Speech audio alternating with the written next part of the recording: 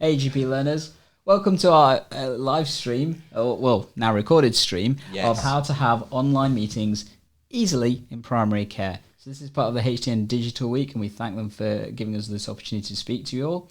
And basically, in this episode, we're going to cover for you how to have easy online meetings, because we think they will save you time, they'll save you money. Yeah, save you looking for a parking space. Yeah, and so just basically make meetings a lot easier in primary care. In your network, in your CCG, in your federations, surgery, whatever you think. So we're going to cover all that. And basically what we're going to cover is why you'd want to do online meetings. We're going to cover what you need to get them up and running, how you can make it easier to share stuff effectively and basically make the meetings more effective, and basically make your life easy. Yeah, we're going to give you the case for why to do it and tell you how to do it. So hopefully by the end of it, you'll be raring to go and you'll know what to do to make video and online meetings a reality in your area. So I'm Dr. Andy Foster, GP in Nottingham. I work with Gandhi on eGP Learning and the eGP Learning Podblast. But today we're doing a special webcast, or we did do a webcast for HTN, the Health Technology newspaper, your daily dose of health technology news for the health technology community. Yes. Or something like that. But they're great guys and it's a great service. Yes. And we apologise so this is actually the second time we recorded this. We're going to be honest about it. Yeah, we'll be honest. The cups of tea are cold. Yes. We did a live webinar which went well, but the broadcast unfortunately didn't go very well. So we're recording this now. We're staying a little bit later in my office to make sure that people do have something of reasonable quality to rewatch. So sorry guys if you were here for the webcast, it didn't work out too well. Cool. So let's get cracking, shall we? So this is what we're going to be talking about. Online meetings made easy in primary care, and effectively, why would you want to? Well, various different reasons. I think there's lots of good ones, but one of the ones we want to talk about is an obvious one: is transport. To be honest, the benefit of online, you can just dial in. Yeah, I think there's a few obvious examples of online meetings, so transport travel time is a big problem with meetings. And yes, if you add up the cost of people travelling during their daytime, you know, and perhaps use their salaries or backfill rates. That the cost is astronomical at some of the meetings that you might get invited to and go to, and actually just cutting down the travel time makes the whole system a lot more productive, because people can do their normal roles or do work right until the time that the meeting starts. So that's a really big factor. And not to forget, we're in a climate emergency, saving on the environment and less petrol costs, all that kind of stuff that comes into it.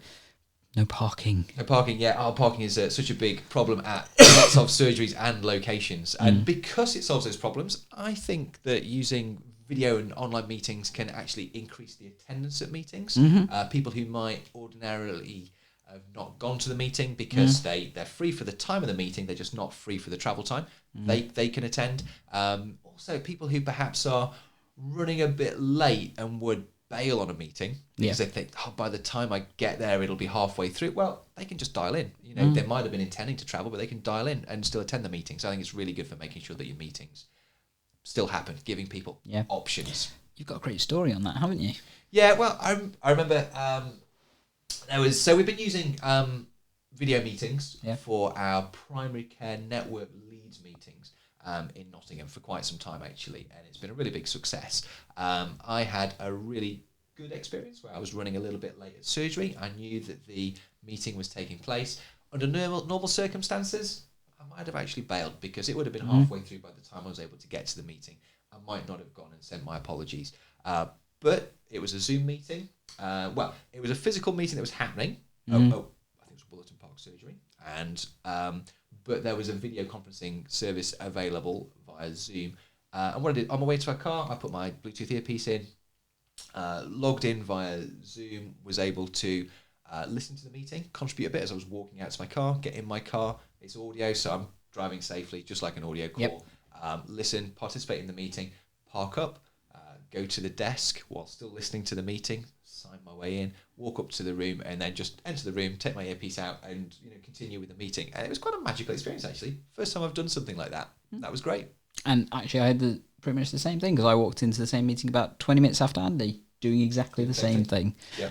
So yeah, we think it works really well, and I think for other groups of people, so those that work remotely and may not always be able to engage in meetings for whatever reason, whether that's because of homework, childcare, a key one. You know, if you are having to look after children, but there are meetings that you would want to engage in because they're relevant and important. Actually, this may be a way for you to do that. Obviously, managing interruptions and stuff may be a bit more challenging, but actually doing something can still work. And for primary care workers, being on call and being able to engage with meetings. That's a powerful one for me, definitely. Yeah, and we've had lots of our colleagues clearly on call when they've been in meetings because there's often a knock at the door. Sometimes they close the webcam down or put something over it. Someone comes in, hands them something, or they nip out for a while. But that's fine. You know, I think a different etiquette applies, and we'll talk about that later for online meetings. And it's just great to have people present and able to be in the meeting when they otherwise wouldn't be. So, you know, you don't mind if people are dipping in and out sometimes. Depends on the meeting, but I think that's acceptable. And I think it's definitely an enabler. So there may be people with disabilities that can't attend meetings either because of physical restrictions or, you know, mental health restrictions or whatever that may be. And actually, as long as you can interact with the screen, you can attend, to be honest. So yeah, I think it can open up meetings. We've already talked about the cost implication because, particularly in primary care, I mean, GPs aren't cheap. Our time is the cost implied in travel time is significant. So that's a real advantage, and I think these things can probably pay for themselves, really. Definitely. So if we're talking about the different types of meetings, then Andy, we've got various different things that we can look at, haven't we? And I guess I always categorise meetings into three basic types. So we've got face-to-face meetings, which most people will be aware of. They're your traditional, get everybody into a room, have a chat, sort out the meeting stuff, and off you go. Yep. We're also talking about online meetings, where you can have meetings through an online space and interact. So are you meaning purely online meetings? Purely online. In that sense. And if you remember, this is how we actually started originally, because when networks kicked off, we all of a sudden realised we had to have quite a few meetings with other people to try and sort out stuff really, really quickly. But we all had clinics. We all had to be places, and trying to do that at the same time, it was just not possible. We just weren't set up to have extra meetings at that time, were we? No. I think clinical director time wasn't being reimbursed, but those people who were going to be clinical directors still had a lot to do and a lot to talk to one another about as fellow clinical directors. So we just sort of fell into video meeting. I think it was actually Manik Aurora, so I'll give a shout out to Manik, who had a Zoom subscription and organised for us to use that for the first meeting. And everybody, all of the 8 clinical directors have been really keen on and hooked on video meetings ever since. But the thing is, online meetings clearly have their ability in terms of ease of use, in terms of no transport issues, all that kind of stuff. Face-to-face meetings have the value of networking, of, you know, the personal ability of being face-to-face. Yeah. So then what came out of that for us is what I like to call the hybrid meeting. So basically, both of them in one.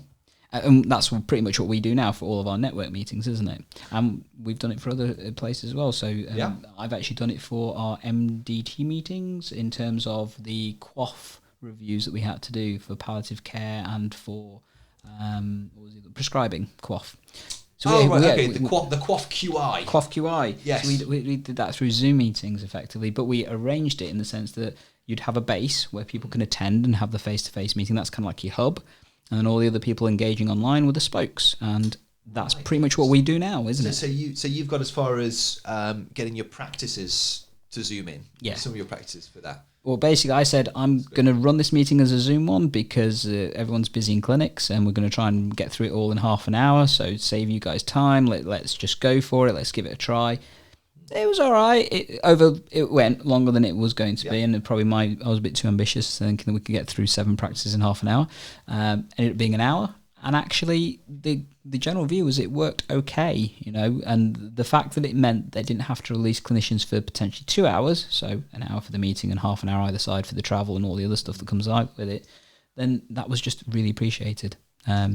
Bit of work needs to be done to make sure everyone's ready, and we're going to talk about some of that with the etiquette and stuff and things, but it works. And since then we've been doing this on a regular basis for our network meetings, and it's pretty much how we run things now. I think we're about ready to move to that level as well, but we haven't done it yet. Just to hammer through or clip through some of the other potential advantages, which I think you might have been getting close to with your meeting, actually, because I think sometimes the experience of a virtual meeting can even be superior to a face-to-face meeting. Sometimes the acoustics of the room are poor in a face-to-face meeting. It's too big. You can't quite follow what's going on. Actually, with a video meeting, if it's well organised, you get quite a good view of things or of the people who are talking. Often the audio is better. It's from their microphone to your earphone. You can tell what's going on a little bit better. And there are some added functionalities like screen share, for example. So this is what I imagine you doing in your QoF QI meeting, is perhaps sharing your screen, or the people presenting sharing their screen. The presentation pops up nice and big on everybody else's screen, rather than looking at the other people on the video consultation. That you share the screen with them, and you can show them things with the cursor while you're talking to them audio wise. It can actually. It's like you were there, Andy. Wow. But it's maybe even better than being there. Or maybe I'm over-egging it, but I really like these video meetings. I think there's definitely. And also you can even, if you're using something like Google Docs or some of the Microsoft Office 360, you can share documents and you can co-edit them live within the meeting, which is a really powerful experience. Which brings me to another advantage, or another way I've found that I've been using video meetings in my PCN work, is actually where we might have had a telephone call in the past. So say myself and my deputy clinical director, Mark, actually, rather than have a telephone call, what we've done sometimes is actually, this issue actually involves, say, Caroline as well. Let's actually make this a video call, get Caroline involved as well. We can actually look at some of these documents we're talking about together on the call, and actually, rather than enhancing a face-to-face meeting that was already happening, we've actually upscaled a telephone call and made it much more productive by turning it into a kind of small video meeting. So that's been really powerful as well. Definitely agree with that. My prevailing view is very much that telephone meetings are kind of going out the window with the power of video consultation, video meetings and online meetings being so effective nowadays. I think it works so much better. And actually, a lot of the non-clinical stuff I'm now doing with meetings and speaking to people, I just say, look, I'm going to Zoom you. We're going to do it that way. It works better. Yeah, I've given people a preview of the next slide there, Gandhi, by accident. So we thought we'd show you our kit, basically. So what you can see on the screen is my mobile kit for when we have an online meeting. Now, it may look a little bit messy. As most people know, I'm a little bit messy when it comes to my cables and stuff anyway. But effectively, this is the stuff that you would need if you wanted to be a host for a reasonable sized meeting. So it may look a bit scary. And Andy, you're a big fan of actually simplicity, aren't you? Yeah, so I suppose, just to cut in here, so this looks like a lot of equipment, but actually just to get started, if your organisation just wanted to get started and experiment with online, with video meetings, I think all you would need is actually just a few mobile phones. People can download an app. We like Zoom. We're big fans of Zoom, but you can download the Zoom app. It will work just with your mobile phone or your iPad or your laptop with a webcam, and you can just get going with that and see if it works for your organisation before investing in some of the bigger kit. But just to have back to Gandhi, I think particularly if you're going for one of these hybrid meetings where you're mixing a face-to-face meeting with people on their own devices, I think that's when there's a real advantage to having some kit of that interface between the virtual space and the real meeting. Hence what's on the screen at the moment. So as Andy mentioned, if you just want to get starting, smartphone, tablet, or a laptop like something like Surface or a MacBook or something like that, that will work perfectly well for you. Once you get into the things like hybrid meetings, and that's where I would say if you're looking at really getting the value from this kind of thing, that's where you need to be looking, then you kind of do need to upskill a little bit. And this is a relatively cheap way of doing it. So in total, all this equipment, barring the laptop and the projector, I'll put that slight disclaimer in there, will cost you easily less than £200, possibly less depending on when you go for Amazon and that kind of stuff. So talk us through what you've got here, Gandhi, in your kit bag. So first of all, you need a interface device, or basically a laptop, desktop, or tablet. And so I use my Surface Pro, which is the one you can see here as well. What's the minimum sort of requirements? Roughly? Okay, so you need ideally an i3 processor. You need at least 2 gigabytes of RAM. And if you're recording, it works out approximately about 1 gig of storage per hour of recording for video meetings. For audio, a lot less. You don't need as much. So if you were planning on recording to the hard drives, because Zoom only gives you a certain amount for cloud storage, and similar platforms give you even less, then you kind of need a bit of storage. But that's the basics from the computer side of things. So my i5 Surface works amazingly well for this. Coming off that, so as Andy's showing you, we've got this little black cable. So the one above it, that's it. That's just a little adapter that allows me to connect up to the projector. So most laptops will have built-in HDMI outputs or VGA outputs and stuff, because my Surface is a bit dinky when it comes to that, and MacBooks are well known for this as well, or tablets. I think there's only one connector now on the MacBooks. Yeah. So basically I just need a connector to hook up to the projector, which you can see in the background. So the projector is an important piece of kit just to display to everybody else in the meeting room. That could be a TV, basically just a big screen is what you need of some sort. Coming off, we've also got this little white adapter. So I've got that here, and I'm going to show it to you guys on the screen. So here we go. Yeah, there we go. So this is just a USB hub. Mine's a little bit more fancy. As you can see, it's got stuffed SD cards and various other things as well. That's because I use this for a lot of our video editing as well. But I've got 3 USB ports, and ideally, minimum you need is 2. 3 if you're going to use a Bluetooth speaker, a wired speaker as well. And ideally the USB 3 versions, which is these blue little bits inside. There you go. Yep. Yeah, the blue bits. That means USB 3. Next up, so coming off that, as you can see, we've got various different devices. Yeah, so number 1 is the webcam. So if you're going to show everybody else in the room, you kind of need a webcam, and this is definitely our preferred piece of kit. What's that? The Logitech C920. Definitely, and this is it just works really, really well, really, really effective, and it's good quality. In fact, why don't you guys tell us, because we're recording with one right now. Yeah, it's really good quality actually, and we've got some studio lights here which are really helping. But in good quality light, you get great video. Definitely. Costs about £50 on Amazon, often on offer. Yeah. So I got mine for 25. Well, you did well. I paid 50 for this one that we're using at the moment. Yeah. But yeah, it's great. It's a great piece of kit. So. Yes. And I definitely recommend just getting a little stand as well for it, just because, these are designed to sit off a monitor for if you're using it, on... So, you can use this for video consultations, which is actually what I would also recommend. If you're doing video consultation, this is definitely a good piece of kit for that. But when you're doing it for meeting rooms, as you can see, I'd have mine in the middle of the thing, and it just projects that way onto basically everybody in the meeting so people can see quickly and effectively. It does have a built-in mic, and if you wanted to, you could just run the meetings from that mic. It's okay. I think once you get into about 10 plus people, unfortunately, you probably need to have better equipment, or even less if you want good audio, and good audio is all important. It's very important. I think we already had some audio equipment when we started, so we were quite quickly using the Blue Yeti. So microphone. This lovely mic of mine that you can see right here. So many of our EGP learners would have seen Andy's one when we record our podcast videos and YouTubes and stuff. This is mine that many of you would have seen on my streams and stuff when I do it. Love it. Yeah, easy, simple to use, and effective. It's a very good versatile microphone. One of the advantages is it looks like a microphone, so you tend to find people project their voice towards it within the meeting, which actually is an advantage. You can use some other ones that, I think we've got some pictures later, that are kind of lower profile microphones, but they tend to be more discreet and people don't project to them. Another advantage with that is it's really versatile. So I think to capture all the voices in a room, you need what's the term? Dynamic? No. Omnidirectional. No, omnidirectional. You need an omnidirectional microphone. Which that one does, but that will also do some of the other microphone functions that you might want if you're recording a podcast, for example, and things. So it's a very versatile piece of kit that you might like. So these mics you can see here, these are our dynamic cardioid mics. So these focus much more on the volume, the sound around the mic. It's very close to. Yeah. So if me and Andy were talking a few feet away, to be honest, you probably wouldn't hear a great deal at all. Whereas with an omnidirectional, it captures all the volume from the room, and the fact it's a USB mic just means you plug it in and it works. So easy to use. Yeah, no separate power sources. Exactly. Very, very good bit of kit. Cool. And last thing that you can see on this lovely diagram of ours is a speaker.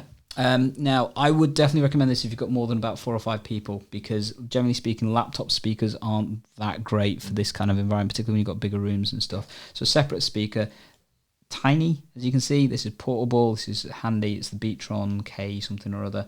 I've had this for about a year. It just works, and Bluetooth, so connects easily, effectively, and it just runs nicely. Although if you're looking for a bigger room, probably worth going for something with a little bit more power behind it, something like a 10 watt speaker. Anchor do some pretty decent ones for about 20-30 quid. Yeah, I think it's pretty easy to get your hands on a Bluetooth powered speaker, and again the power comes through the Bluetooth cable, so it's great. Definitely. So that's the basic kind of equipment that you'd need. Obviously, a projector would be handy, as we talked about. But if we're just going back to our list of stuff, if that's all right, Andy. Oh, of course. Yeah. So we've summarised this in the slide for you. But basically, as you can see, we've got all the various different keys. Two things we haven't talked about though is number one, the room. It's important to make sure you've got decent space and one that's not too loud, I guess. Yeah, the right size for the size of the meeting, really. Yeah. I suppose. The acoustics, right? Avoiding too many big windows because they can have an impact on the acoustics and that kind of stuff. And having an online platform to actually run the meeting with.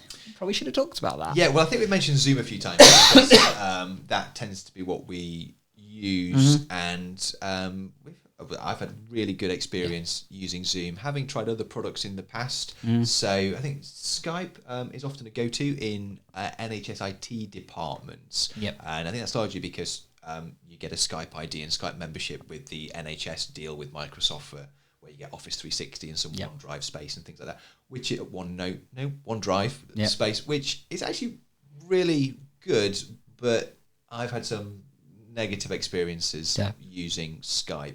For some reason, I ended up with more than two potentially Skype IDs, and when we were doing some of the early interviews for the podcast, trying to connect with people, so which Skype ID are they using? Is it their email address, their personal email address?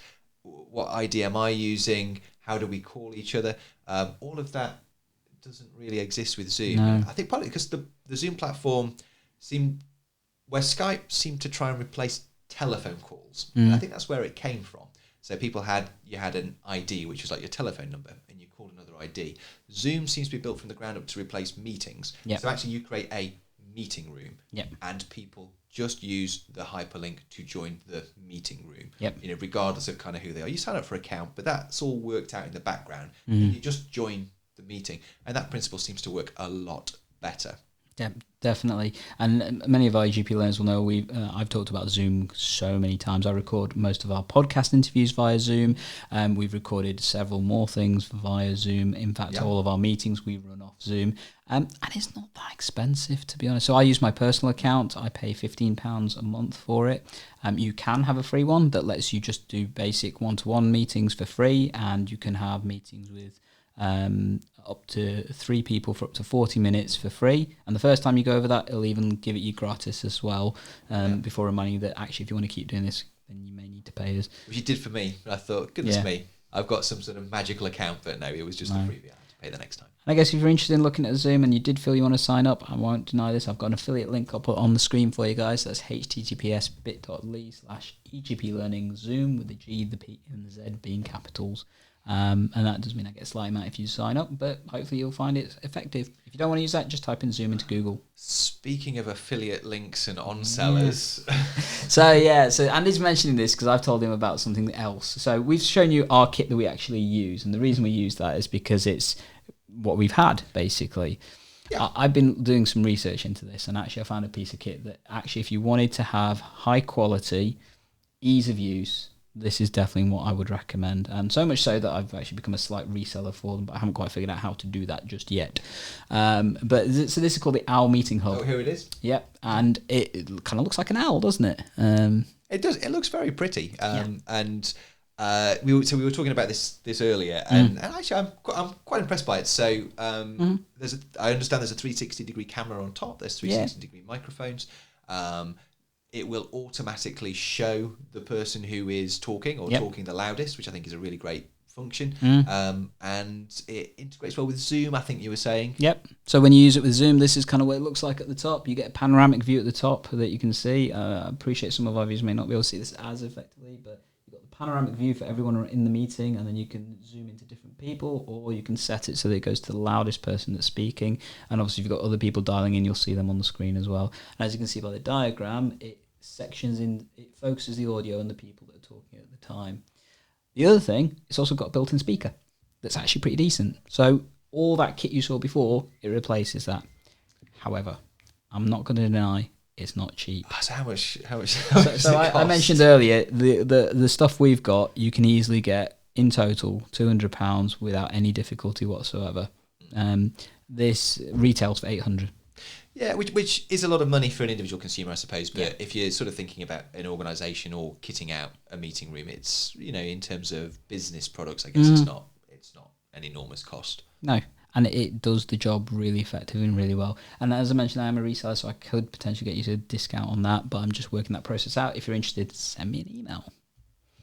We're going to stop doing the affiliate stuff from now. Anyway, next up, we've got other kind of equipment. So we talked about the microphones and the omnidirectional aspects of things, projectors, speakers. We talked about important to get the stands. I do think a stand for the webcam in particular is important because it just allows you to point and shoot a lot more effectively rather than hanging it off a screen or something like that. Yeah. Oh, yeah. Get a tripod. Definitely. And just do it. I mean, this is like £6. Something like that, I don't know. Yeah, Amazon is awash with cheap tripods. Definitely. And they all work. It's not a very heavy piece of kit. And don't forget the connectors. So we showed you the importance of having the right connectors. Andy and I have been to so many meetings where you get there and someone doesn't have the right piece of kit, and often I'm pulling it out of my bag to try and help they things. don't have the right connector. Connecting Macs up to projectors, that seems to be tricky the main problem. Yeah, but definitely having the right equipment just makes your life a lot easier and stuff. So do look at that.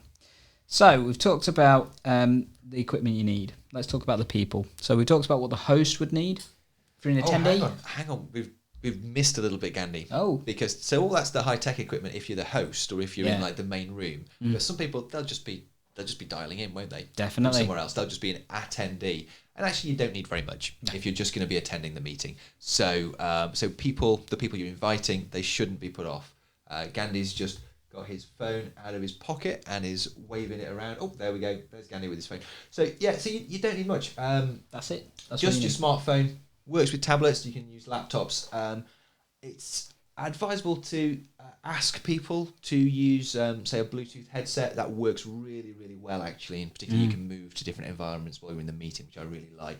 Or a set of headphones. And also, I think we'll talk about etiquette later, but just being aware of background noise and perhaps muting your microphone if you're in an environment where there's a lot of background noise is just good to stop the soundscape of the meeting being too polluted. But yeah, smartphone, maybe a headset or headphones. That's all you need. Or even the desktop you're working at work. So I've done that quite a few times. I just engage with my desktop. So I just open up the Zoom link when I've been an attendee, and I have a webcam that's, so I have the C920 hanging off my screen. That's the built-in mic as well. It just works easily and effectively and done. I think it just makes life easy if you do it that way. And as an attendee, it's not that hard.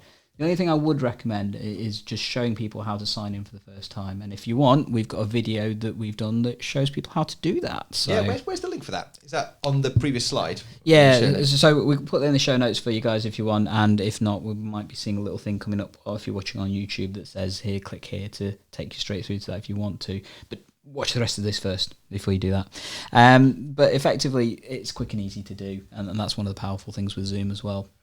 Cool. However, there are other roles, or yeah, I mean, if you're going to be organised, particularly if you're having one of these hybrid meetings, then there are a few roles that people need to be occupying. So so if you just wanted a meeting, you could do that, and that's fine. This is, I think, if you want to make the meeting work better. If you want to make it work. Yeah, particularly if you've got a lot of people. Yes.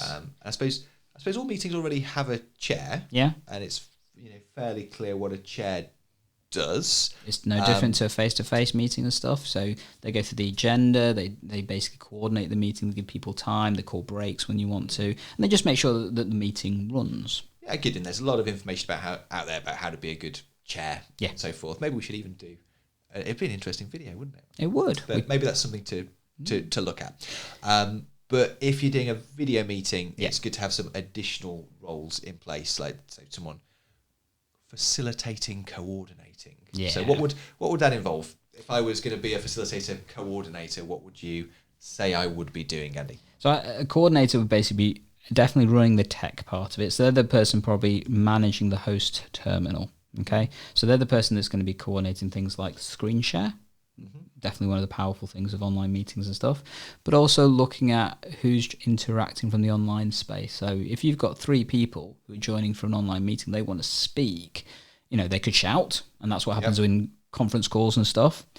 Or because someone's watching them and engaging with the meeting as well, they can say, actually, this person's putting their hand up, they want to talk. or you can even use methods within the system. So again, one of the reasons why I love Zoom, Zoom has a function that allows you to press a button and it pings up a thing saying person X has put their hand up because they want to come in. And actually the coordinator can, because they're focused on a bit more on the terminal side of things as well as engaging with the meeting, they can say, actually person X wants to come in and make a point, let's do that. Most of these platforms also have a chat function as well, so you could use that alternately to say, okay, this person's made a really good point, I'm just going to share it from the chat because either they've done it that way or because they've had to leave in the process. So, if you wanted to make a point but you knew you had to go and didn't want to interrupt the flow and stuff, you can say, can you make sure this is covered? That works really well, and that would be the coordinator that kind of has that role. Yeah, great. And the final role is the recorder. Yeah. So fill me in here, Gandhi. So recorder, minute taker, secretary, I don't know, whatever you want to call them. So one of the traditional roles, yeah, but maybe with some additional responsibilities. Yeah, so just to basically make sure that minutes get taken. And there's nothing to say that you couldn't use the recording as the minutes, I guess. But sometimes some people just like a summary, and actually having somebody do that, obviously there's a proper minute section, is useful. Someone to manage the action logs and that kind of stuff as well. That's generally better if it's not the chair, if you look at these kind of things. And also just, the admin of the meeting and stuff.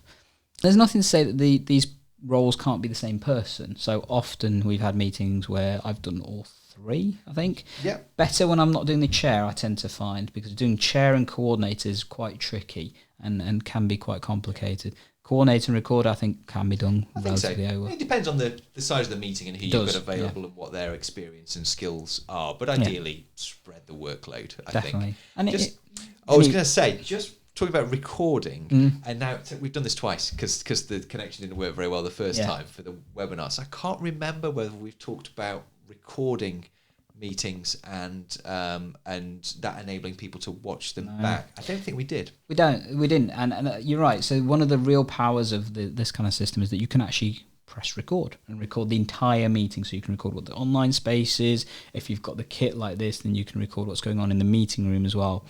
And the real benefit of that is you get the power of the context in the meeting. So how often have you read minutes and kind of thought, I'm not quite sure what's actually what's actually happened. Yeah. You can really experience the meeting. Another thing that's really helpful is you can watch the meeting back at a faster speed than it was actually recorded. There's a lot of, if you listen to some meetings back, actually you think, gosh, there's a lot of dead space in this meeting. There's a lot of time nothing's going on. But play it back on 1.5, 1.25 speed. When you're watching it, that works really well. The other thing, which is I found quite powerful, is you don't even have to be available at the time that the meeting occurs to actually meaningfully engage with the meeting. You could have been doing something else entirely, been in a different meeting, but you can still catch up and still experience some of what happened in the meeting. So I found that really, really more useful. importantly, just select the parts that are pertinent to you. Yeah. So maybe that you have a role that's only relevant to one section of that meeting, what's being covered, that kind of stuff, and actually you just want to find out that part. Skip forward, roughly where it is on the agenda. You can probably find it by looking at the screen on YouTube or whatever, and just zoom in on that. Yeah. A few minutes rather than having to spend 2 hours in a meeting that you didn't really need to attend. It's fantastic. And so we've been recording meetings and making them available in Nottingham. Yep. How have we done that? So you basically need a platform to store it on. Free and easy, YouTube, can't really go wrong. And actually YouTube, people will say, oh, it's YouTube, don't do that. Actually, YouTube has private function, so you can upload videos to a private link, and therefore only people who are copied into that through either their email, or you can have it unlisted, which is just through a web link. And then only if you've got that can you access it. It's not public or anything like that. Alternately, if you preferred audio only, because some people may prefer to do it that way, you can upload it as a podcast, and there's free podcasting platforms and stuff allow you to do that. You can just listen to it, definitely take advantage of the 1.5 speed then, and you can just listen to the stuff if that's how you engage with it better. Yeah, audio files are often small enough to email around as well if you're going to go audio. Definitely. Or Vimeo, I guess, is the other one. So when we did this on the live stream, someone asked us how could you integrate this better with Clarity TeamNet, which is a platform many practices are now starting to use as the back end for the management of their practice and stuff. Downside Clarity TeamNet is that they don't directly integrate with YouTube, so it makes it a bit harder to use. You can still do it, it's just a link. You could always just put a link in there. Yeah. But I think it's that there's better integration with Vimeo, for example. Downside to Vimeo, though, within the platform. It does come at cost, so there is a small cost attached with that. But Actually, it can work quite effectively if you. Yeah, and again, if you're thinking about kind of a large organisation, then a Vimeo account is not going to break the bank. Not at all for that sort of organisation. Cool. So we've talked about the different roles and stuff. One of the things I'd like to talk about is etiquette, and particularly this week. So this week we had another email craziness. Gosh. Oh my gosh. So we had the reply all curse of NHS email this week. Who got invited to this, is it perinatal care meeting? Yes. Yeah, I've got, some people are even replying to it. They're joking around now, which is actually quite uplifting. I'm quite enjoying it now. Yes. But etiquette, when it comes to things, is definitely important. So we've talked about email etiquette in the past in some of our videos. We've talked about various other things. But today we're going to talk about etiquette for meetings, particularly online ones. So before you go to a meeting, it's important to remember a few things. So number one, switch off all external notifications and stuff. Yeah, and if you're going to be in your room, maybe just let the receptionist know that you don't want to be disturbed unless it's a real emergency. Things like that, just get yourself prepared. Yeah, although there is one exception to that. So if you're on call, you kind of need those interruptions in some way. I'd probably say make sure you filter them so that those interruptions come through a particular route. So I like to use the instant messaging on my clinical system as the route. But if you're doing that, then it's worthwhile potentially either definitely doing the next thing, which we'll talk about during the meetings, but look at your mic and your video feed and stuff and how they work. You make a good point there, actually, because if you were in a sit-down meeting held at your practice and your receptionist kept coming to the door and handing you things or querying you, then that would be quite rude, and you wouldn't have set that meeting up in the right way.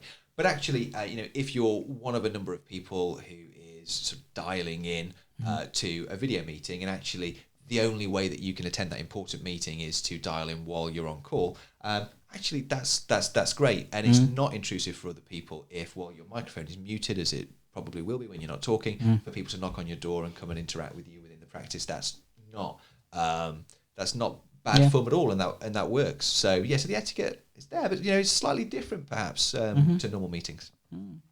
Battery power's next up. Really important to make sure you've got enough juice to get through the meeting. Yeah, so Zoom on a smartphone is really, really power hungry. So it will eat through your battery extremely quickly. So especially if you're using 4G.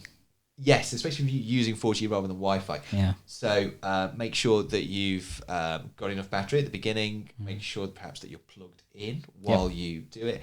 These little power banks that you can buy and carry around to top up your battery work really well to plug in whilst you're doing a video consultation, and then when you unplug afterwards, it'll have only used a small amount of your battery because it's drawing from the power pack, and then you've still got plenty of juice to go and do your evening home visit and coordinate an admission and things like that. And to be fair, it's no different if you're using a laptop as well. So I've had a couple of meetings where I've not remembered to put it in, and then we're like, oh, all right, I need to plug this in before this whole meeting finishes before I planned on doing so.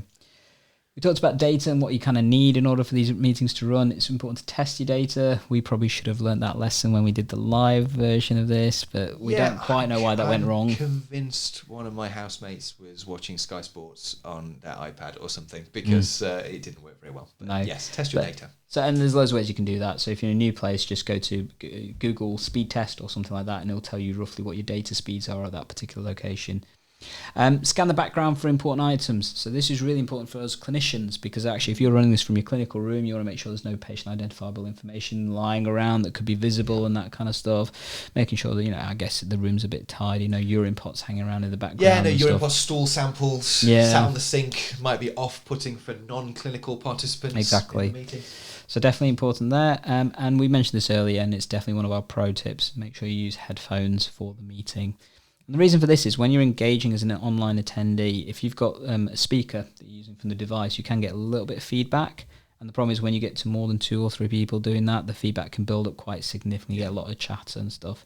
1 or 2 people, probably not an issue, if I'm being honest. But when you're getting 3+, definitely need to make sure you're using headphones and stuff. Yeah, I'm a fan of the Bluetooth headset. I said it before. Andy mentioned it, yeah. But I really love those for the meeting, and it seems that there isn't a feedback issue. They do something to cancel it out, I'm sure. Yeah. So noise cancelling headphones are definitely powerful there.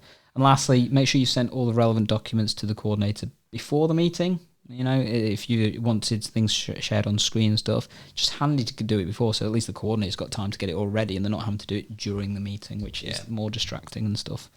Yeah, absolutely. Although Although one of the advantages you can, if someone raises and says, "Oh, I've just thought it'd be great if you could see this document," well, they can share their screen and show it to people, or they can email it over to the coordinator and it can be live as well. But just try and be prepared. And we've done that. So one of our network meetings, we had somebody join in. I think it was from the council actually, and so not someone I typically would have spoken to. They're like, they messaged me through the chat saying, actually, I've got this. They're talking about this area. I've got that information. Do you want to share it? And I was like, yeah, sure, send it over. And actually, I turned around and said, actually, you don't even need to send it over. I shared the screen, their screen. Gave them the power to do that, because you can do that with Zoom, and then they were able to share it on the screen for everyone to see, and it just meant that that particular issue was solved there and then in the meeting, not having to be taken outside the meeting or after or that kind of stuff to do. Really useful.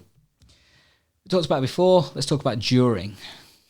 So, etiquette during. So okay, it's a meeting. There's lots of things that you do in a normal meeting, like you introduce yourselves. Depends how familiar you are with people, but doing a quick round robin, introducing yourselves, it's always good. And actually, it tends to be helpful just to know who's actually on the call, because sometimes, depending on the size of your screen, you might not have all of the participants visible. So actually, a round of introductions, I think, is still a really good thing to do.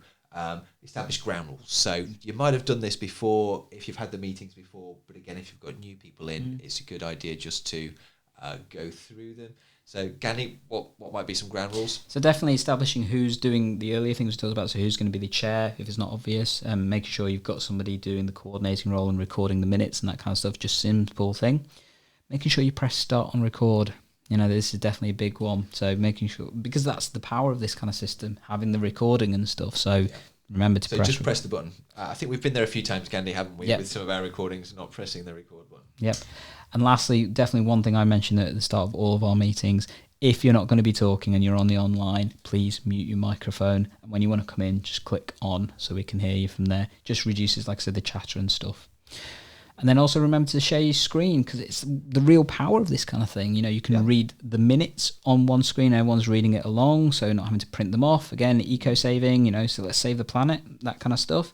But also if you're zooming on particular complicated parts, and I'll give you some feedback. So I was in a recent meeting with people from the Alliance and CCG. It wasn't an online meeting. I was really annoyed at this, but and I was trying to explain some wording on a particular part of a really big document. I gave everybody the page number, the paragraph, the bullet point, everything, and they still couldn't find it. It took them 5 minutes for everyone to find this one, even with all that information. That's such a great example. Yeah. Yeah. So were you in the video meeting? You could have. It would have been on the screen. I would have been having my mouse hovering over the particular word. I was like, "You need to change this word. You really," and they agreed. I was right. Yay! Yeah. But so definitely looking at that. Great example.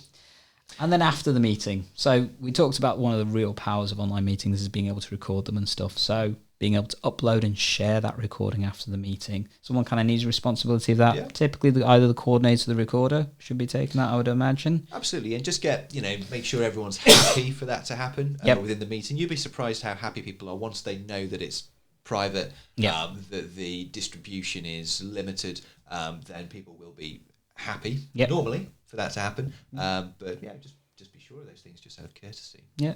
Reviewing things like the actions and stuff that you've got planned and the minutes and stuff, how that's going to be recorded and things, whether you can have separate minutes or just the recording itself. Establishing when the next meeting is. So one of the things that we've done is I normally upload the recording of the meeting to YouTube. Yeah. On the YouTube show notes, I put down the recorded minutes themselves so people can just read it from there. And it's also got the date of the next meeting. So everyone, if you were missing a couple, which has happened, we've had people who've been on extended leave and therefore as a result that they've missed a couple, they can just bash through that playlist, catch up, and they're up to date in everything that we've been talking about. How awesome is that? Magical. And also one last little tip, if it's the first time someone's joining a meeting, always worth inquiring with them afterwards, how did it go? Just to basically see if it's worked okay for them as a new person to this kind of thing, and actually are there things that could be a bit better? Yeah, and also it's worthwhile just debriefing as a group, even if you've done them a few times, because I think you can still learn and make these things better on an ongoing basis, even if you've been doing it for some time, particularly if you're using a bit of new equipment or new approach. And that's actually where our hybrid meetings came out of place, wasn't it? So originally we were focusing just on online and face-to-face, and actually the value of the hybrid came out of the fact that we were just reviewed it and thought, actually, it's the both that works really well. Yeah, and that's definitely a powerful message. guess one other thing to talk about is safety and data and all that kind of stuff. It's something people get sometimes worried about. So one of the things with whatever platform you're using, it does have storage and all that kind of thing. I'd recommend you don't talk about patient identifiable stuff through these platforms, just because I know NHS IT don't like that. Yeah, I think all of the stuff that we've talked about so far, I think is great for business meetings. Yeah. Your primary care network business meetings, your practice business meetings, your federation business meetings, because organisations kind of own their own business information, and organisations can make their own value and information governance decisions about how that's shared. And to be honest, as long as something is as secure as an email account, I think most people are happy to use a product or a service. There is a higher standard for information governance around patient identifiable information. So I would say just have a conversation with the right people. Make sure you speak to the right people who are more inclined to say yes than just a computer says no approach. But talk to people in your local kind of IT services and again, speak to the right people just to find out what their attitude is to these platforms with patient identifiable information. I know some areas that are using, say, Skype for Business for engaging directly with patients or MDTs. Or Zoom. And Zoom has a healthcare sort of platform, doesn't it? And interesting, there's some places where you're using just the normal Zoom as well for patient interactions. So a bit of a shout out to Ben Gowland, his podcast. He did one with Paul Deffley, if I remember rightly. Apologies if I've got the name wrong, just before Christmas, about home visits through Zoom.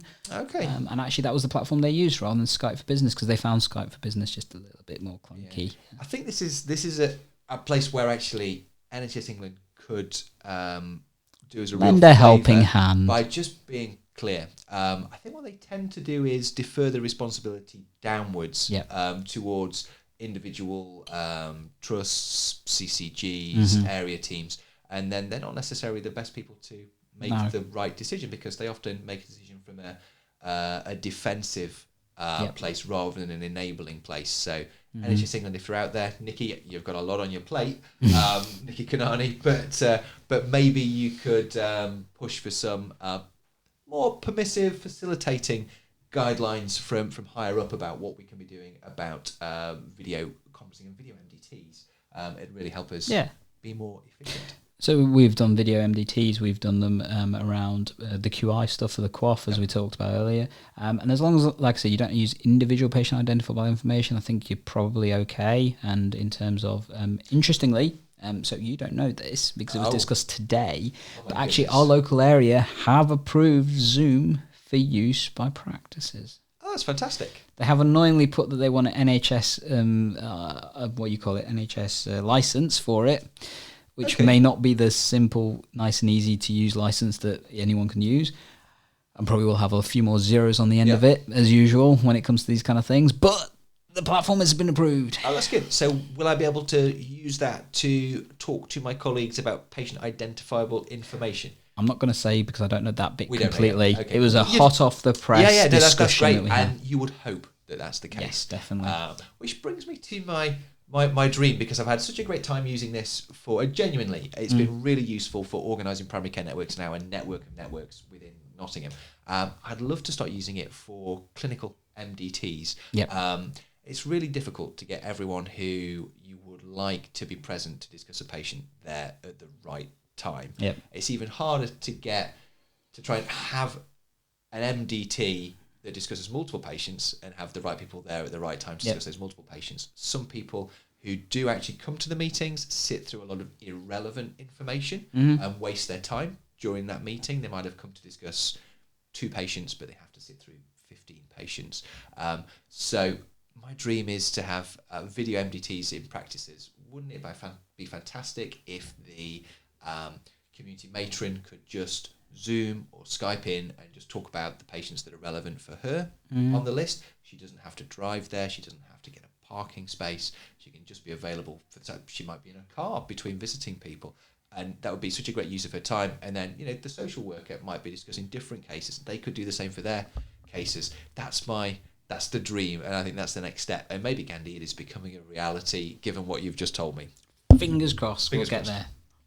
So guys, we hope you enjoyed this session. One of the things we did want to mention, so we are creating a course for this kind of content. So going into things in a lot more detail in terms of how you can do video meetings and online meetings and stuff in practice and primary care. If you're interested in this, sign up to the screen as you can see there. Here it is. And you'll be able to join up. The links will be down below and possibly shooting across the screen if we can manage that and stuff. But yeah, available if you want to have a look at it, and definitely would encourage you to do so, but also value your feedback in that.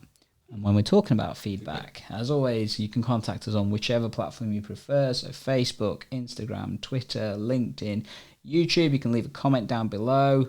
Definitely leave us a like. We'd really appreciate that. If you're listening on the podcasting platforms, would love a review on iTunes, because that's where all the reviews seem to matter, if I'm being honest. Yeah, very good for your rankings and all of these things, which can matter. But it'd be a good way to help us out if you like the content that we're producing. Then reviews and feedback are probably the best way that you can reward us. Definitely. Big shout out to HTN Digital in terms of their week that they've been doing all this content. We hope that they've enjoyed this from us, particularly after our slightly failed earlier episode. Appreciate we've stayed late. We've done a little bit of homework and re-recorded it, so hopefully they'll forgive us for that. And HTN, your daily dose of health technology news, supporting the health technology community. They've got a great what's the word? Tagline. Yes. But I can never quite remember it. No, but thank you to them, because we actually really do enjoy their content. Some of the stuff they've had this week has been really good as well. Make sure you subscribe. Love it if you would do so, and share this information as ever. And as always, we're here to help save you and your patients time by tech enhancing your primary care and learning. Catch you in the next episode. See you guys. Bye-bye.